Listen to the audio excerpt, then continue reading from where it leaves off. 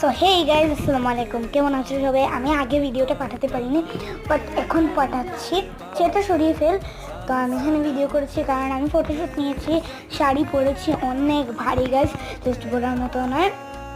তাই আমি কিছু ফটোশ্যুট নিয়েছি, তাই আর কি গাইজ। আমার ছোট্ট ভাইটা, আমার বড় ভাইটা আমাকে ভিডিওগুলো করে দিয়েছে, অনেক কষ্ট হয়েছে।